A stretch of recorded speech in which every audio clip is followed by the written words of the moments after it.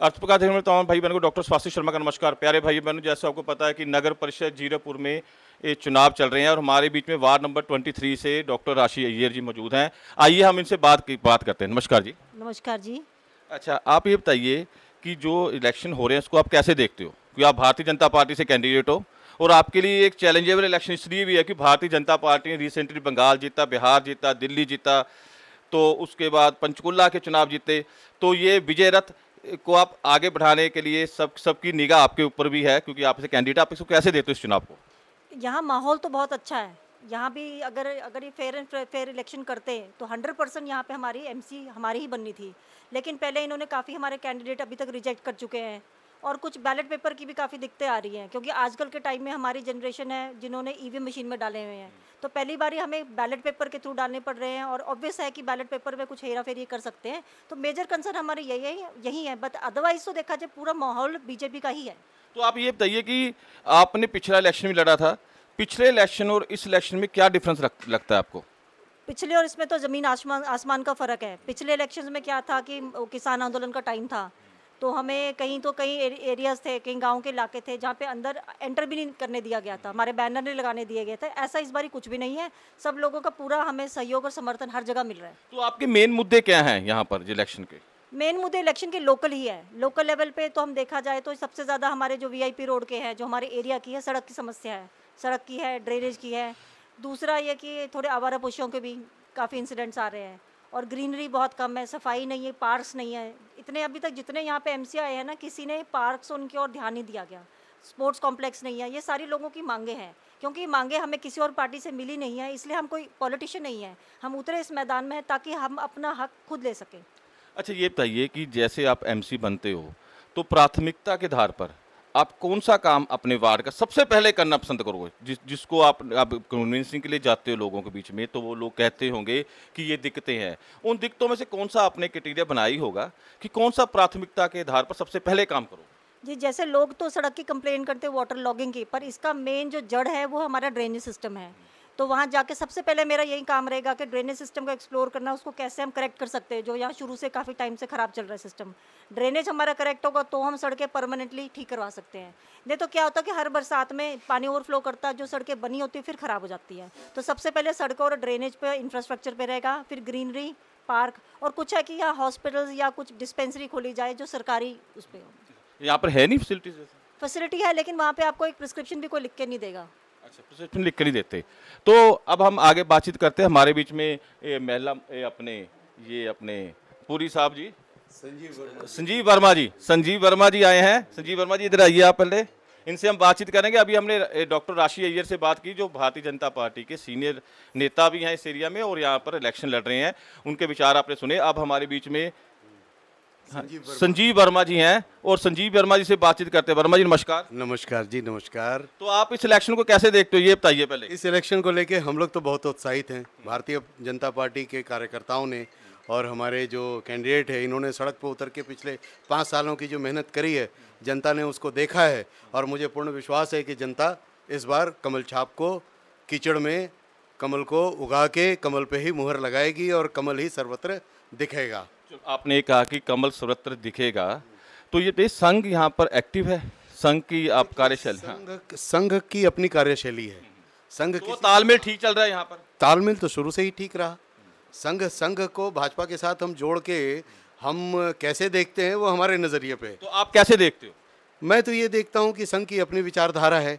भाजपा एक राजनीतिक दल है, संघ राजनीति से कोई मतलब नहीं है। संघ तो जो हमारी विचारधारा से जुड़ गया वो हमारा है, चाहे भाजपा हो चाहे कोई और हो। ये अलग बात है कि भाजपा ने हमारे आदर्शों को, हमारी विचारधारा को समझने का प्रयास किया और आज हम उसका रिजल्ट देख रहे हैं। अच्छा, मुझे एक चीज़ बताइए कि जो ये बैलेट पेपर पे चुनाव हो रहे हैं, इसको आप कैसे देखते हो? क्योंकि आप भी काफ़ी जगह गए हो, मैंने सुना है बंगाल में भी गए थे आप, मुशीफराबाद में थे आप ना? मुशीफराबाद में थे आप ना?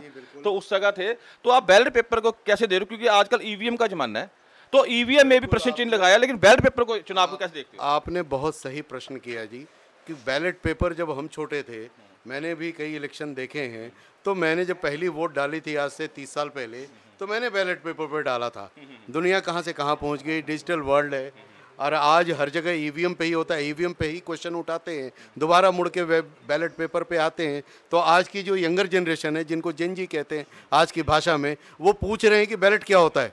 वो तो सिर्फ ईवीएम को देखते हैं, टीवी में भी ईवीएम को देखते हैं, ईवीएम से ही तो ये जो फर्क आया है, जो एक एकदम अचानक फैसला आया है कि पंजाब गवर्नमेंट का इलेक्शन कमीशन ऑफ पंजाब का, ये नेचुरली कि वही होगा इलेक्शन कमीशन पंजाब, हाँ, तो ये बैलेट पेपर, इसको आप कैसे देखते हो कि चुनाव में ये मैं तो ये देखता हूँ कि मुझे तो ये अभी 2 दिन पहले जानकारी लगी कि बैलेट पेपर पे हो रहे हैं, तो मैं तो बिल्कुल ही चौंक गया कि बैलेट पेपर पे कराने का तो कोई मतलब नहीं है। चौंकने का क्या कारण है? चौंकने का कारण है कि बहुत कुछ छिपा हुआ है इसके अंदर। बहुत हाँ, कुछ ये छुपा हुआ बताइए, है। हाँ। इसके अंदर आपको अच्छी तरह पता है कि बैलेट पेपर पे पीछे बिहार में क्या हुआ, बंगाल में क्या हुआ, और वहाँ पर तो ईवीएम में चुनाव हुए हैं। नहीं, ईवीएम पे तो अब चुनाव हुए ना। जब बैलेट पेपर जब लूटे जाते थे तो बैलेट पेपर ही लूट लिए जाते तो थे। आपको यहाँ पर आशंका कि यहाँ भी ऐसे हो सकता है? आशंका, बिल्कुल आशंका है, क्यों नहीं हो सकती, बिल्कुल हो सकती है। उसकी क्या गारंटी है कि नहीं होगी, इसकी गारंटी कौन लेगा? तो ईवीएम पे भी सवाल उठ रहे हैं, जो ईवीएम पे सवाल उठ रहे हैं, विपक्ष कह रही है कि ईवीएम में छेड़छाड़ी हो रही है, उसको आप कैसे देख रहे हो?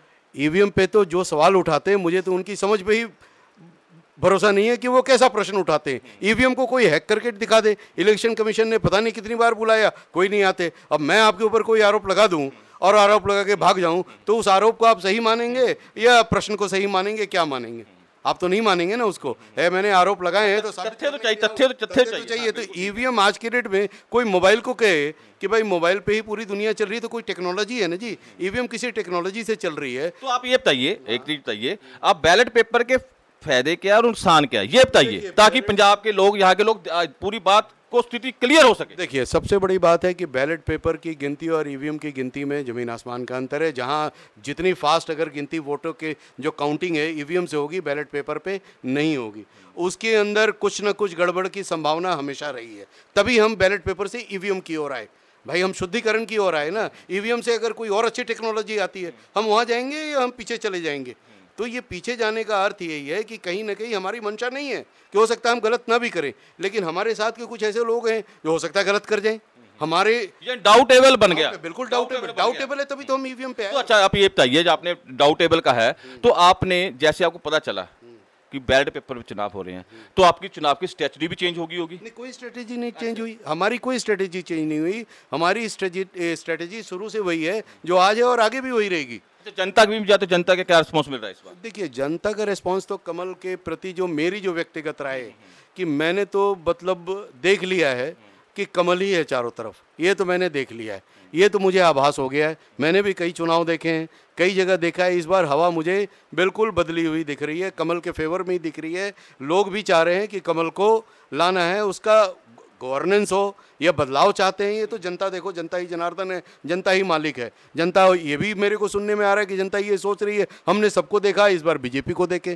तो एमसी तो एक लोकल मुद्दे के ऊपर होती है, लोकल के चुनाव के लिए होता है, लोकल भाईचारे के चुनाव, भाईचारे के चुनाव होते हैं। मिलजुल के लोग लड़ें और अच्छा काम करें, पहले अपने क्षेत्र को अपने ठीक करें। देश, स्टेट और देश तो फिर बूंद बूंद से सागर बनता है। बूंद बूंद से सागर बनता है। बिल्कुल सही बात आपने कही। अच्छा, बैलेट पेपर पर एक सवाल, एक जवाब मैं आपको पॉइंट और बताना चाहूँगा। जो आज की जो यंगर जनरेशन है, उन्होंने सिर्फ ईवीएम सुना है।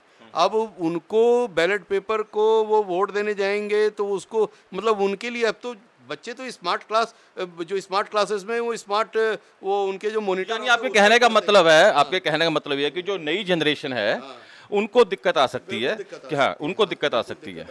हाँ, बिल्कुल दिक्कत आ सकती है। ईवीएम पे क्या है, बटन नहीं दबाना है, इसमें तो मुहर लगाना है। वो चीज़ें बड़ी पुरानी हो गई जी। अब हमको आगे बढ़ना चाहिए। और संदेह, जो भी, अगर संदेह, मैं नहीं कहता कि मंशा खराब है, लेकिन हम उसमें रास्ता ही क्यों छोड़ें कि उसमें कोई क्वेश्चन नहीं उठे। तो देखिए भाइयों बहनों, किस तरह से इन्होंने, क्या नाम है आपका? संजीव वर्मा। संजीव वर्मा जी ने पूरी बैलेट पेपर पर ईवीएम के ऊपर सारी बात बताई है। इन्होंने मंशाएं भी बताई हैं, लेकिन ये अब इनकी बात सुनकर और काफी हद तक लोगों को पता चल गया होगा ये क्या कहना चाहते हैं। मैं डॉक्टर स्वास्तिक शर्मा, मेरे साथ श्रवण कुमार, अर्थ प्रकाश की चुनावी चौपाल से, वार्ड नंबर 23 जीरकपुर से।